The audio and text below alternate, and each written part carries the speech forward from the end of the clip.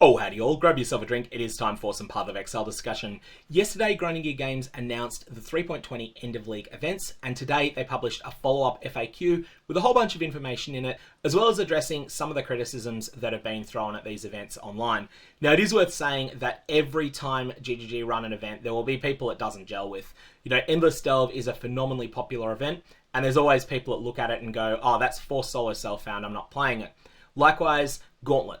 Most popular player run event by an enormous amount, and yet there's a lot of people who look at it and go, yeah, you know what, that is definitely not for me, and that doesn't look like my idea of fun at all.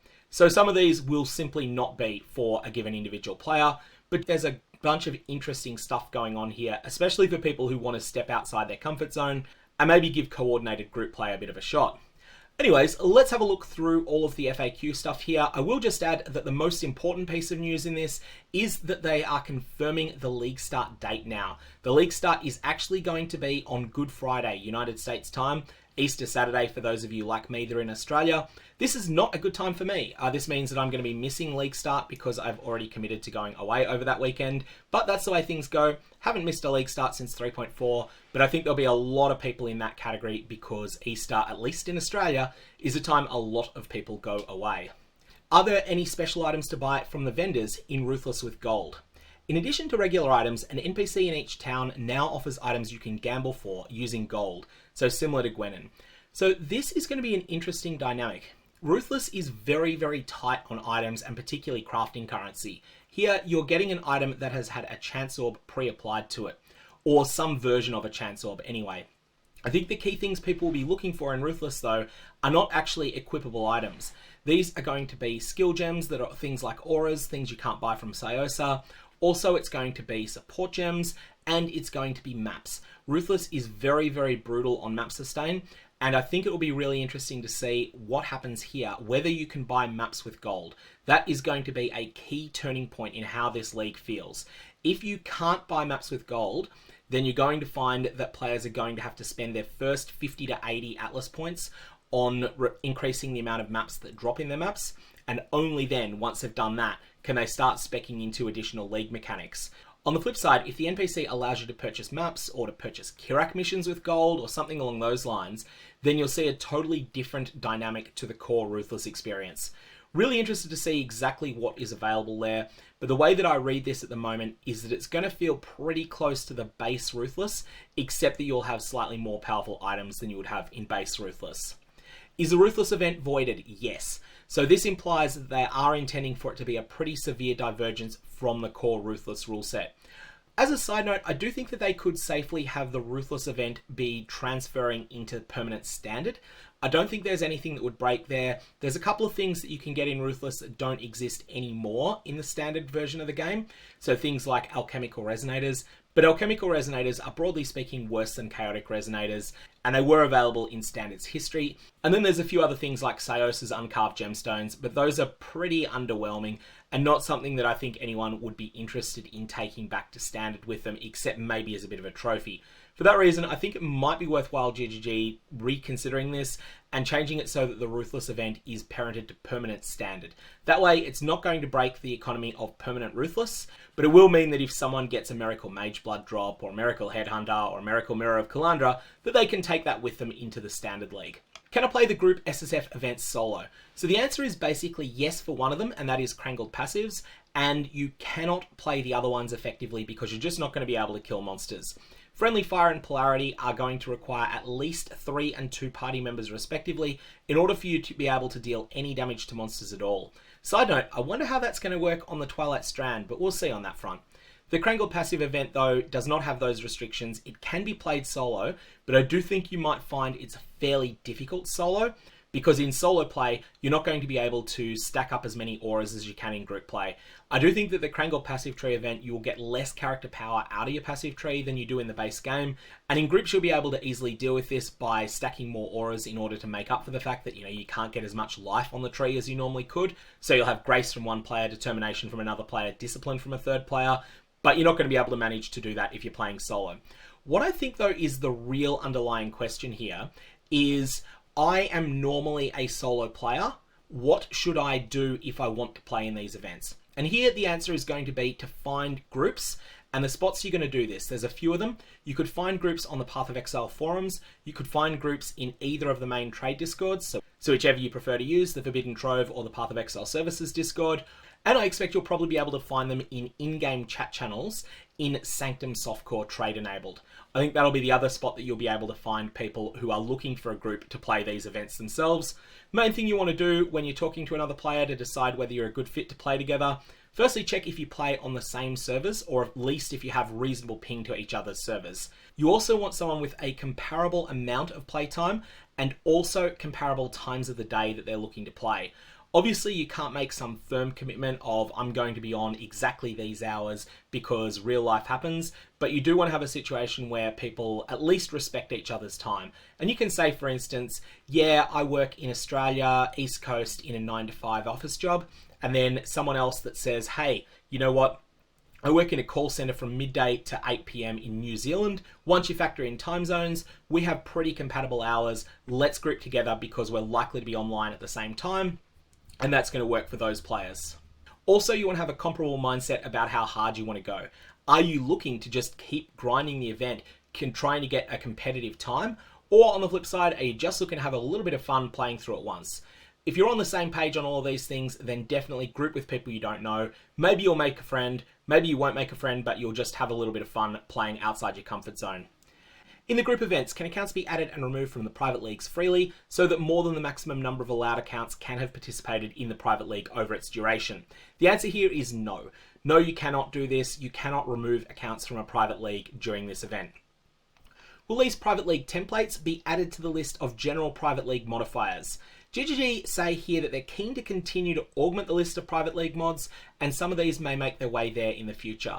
Side note, one thing I would really like to see in private league modifiers in that pool of them is to have Ruthless Gem XP in the core game, because it's something that really changes the balance of attack-based builds and spell-based builds.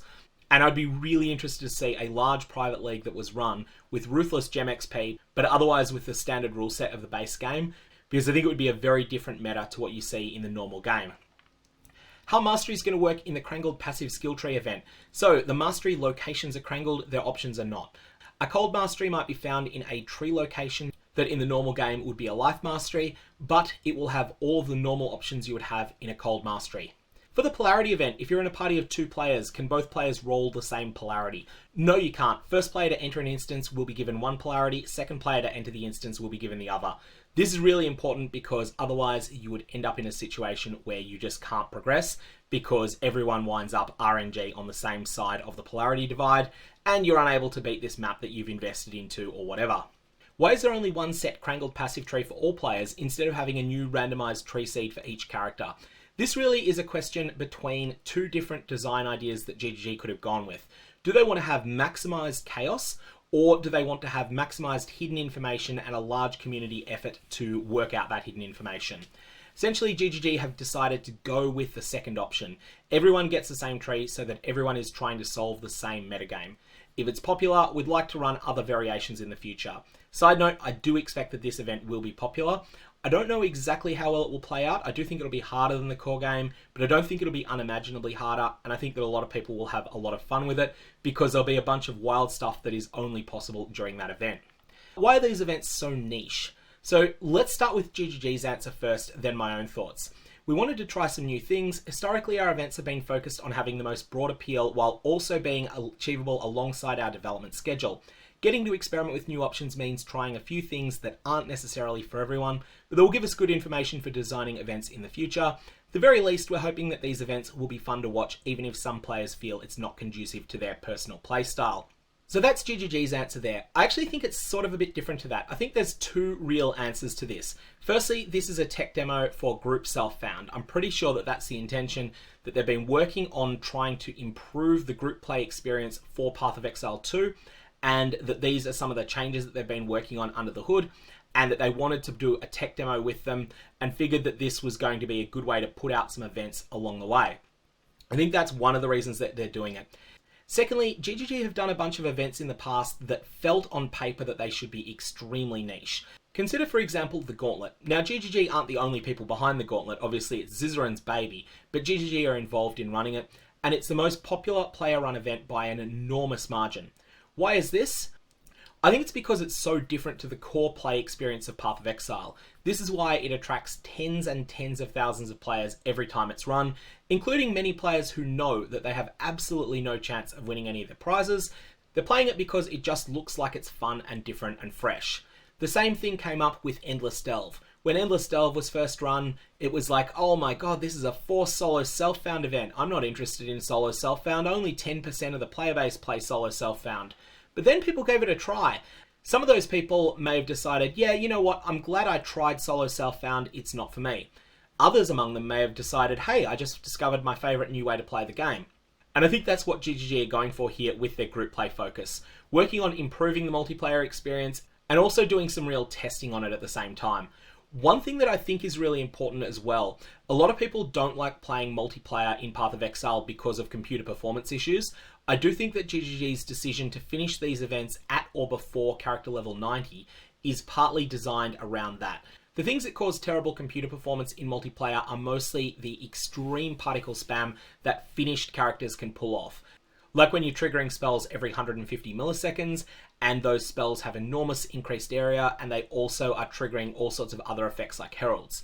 Generally speaking, characters at lower level do not do that. They're not capable of doing all that stuff yet. And as a result, I think that the performance issues will be minimized because those characters won't be as finished as they would be in the base game.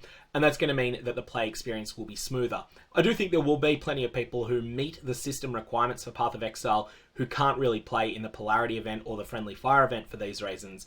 But I do think that it will also be plenty of people who can't play in 6-player group parties in Delirious content in the base game, but who can play in these party events. Why are there no Endless style events this time? Now here I think GGG have probably made a mistake. GGG's response is, we've run the 2 existing Endless events, Heist and Delve, a few times already. To my recollection, they've run Heist once and Delve twice. Maybe they've run Delve 3 times. And they'd need a bit of sprucing up to be exciting to do again. Endless Sanctum is potentially a cool idea for the future, but not something we want to run alongside the actual Sanctum League.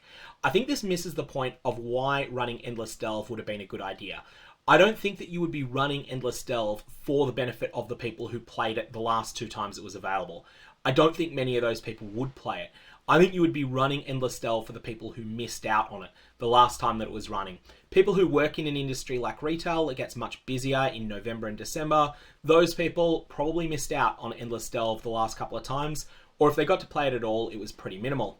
So it would have been an opportunity for GGG to say, let's run one of these events again, and run a proven performer, so that'd be Endless Delve because Endless Heist was a bit of a flop, and then run that alongside some of these experimental events. Really think it would be a good idea for GGG to reconsider this, and maybe put in Endless Delve as an event that runs alongside some of the other ones. In fact, Endless Delve could start in the middle of week 2 of the 4-week period, and then just continue all the way until the end, until the 4th of April. And that way it'd be available for people who have a little bit less playtime to actually get a chance to experience it properly. That said, if they do it, I think they should probably run it without any major prizes and without any major competition, so that people who have that competitive streak are pushed into the other events instead. Anyways, that's the answer that GGG gave on why there's no Endless style events this time. Can there be more participation prizes for the group SSF events? It feels like the top 10 slots will be taken over by racing groups and streamers, and will leave nothing for others. Now, firstly, that last part is correct. The top 10 slots will be won by the best players in the game. There's no ifs, no buts, no maybes about that. There is an absolutely enormous skill advantage that these players have over pretty much everyone else, including myself. Now, GGG's answer here is because these are niche and experimental, we're wanting to see how they do purely based upon the attraction of playing them. At the moment, we're not planning to add any additional prizes. I honestly think this is probably a reasonable idea. I think if they do add prizes, it shouldn't be for top positions. It should just be a, you completed this event. Here's a prize for completing the event, and not considering anything further. So for instance, if your party ends up getting 3 people to level 90 in Polarity, then everyone in it might get a particular new MTX effect. That'd be something I could get behind. I don't think it's useful to extend top 10 down to top 100 or top 1000, or to have an RNG draw. But I also think it's perfectly reasonable to say, if this event looks like fun, then play it. And if this event doesn't look like fun, then we're not going to provide a prize to push you to play it. You'll make up your mind based upon what looks fun, whether you play it or not. Now the big one, does this confirm the next league starts on the 7th of April PDT? Yes, it does. So they are starting this on Good Friday in the United States. As just a reminder, we covered that at the start of the video. Will the Ascendancy skills be shuffled in with the skills from the other Ascendancy classes during the Krangled Passives Group SSF event? No, the entire Scion class will not exist during that event. So I got this one wrong yesterday. No, the Scion class will not exist during the Krangled Passives Group SSF event at all. So presumably GGG couldn't get that to balance, and so they've decided, no, we're just cutting out the entire class because either Scion was going to be too good or too bad, or maybe it ended up causing tech problems. Will Ascendancy nodes be reshuffled between classes only or across all Ascendancies? And they'll be randomized across all Ascendancies. So for example, a Necromancer could get champion nodes. So that's the way that I read everything yesterday, but it is good to get some confirmation there. Alright, well that is the FAQ that GGG put out about these events. I am looking forward to them and will definitely be playing in all of them, with the possible exception of Polarity. If I run out of time, we'll have to see how that goes. Anyways, may your Varlorbs have interesting results, and I will see you around.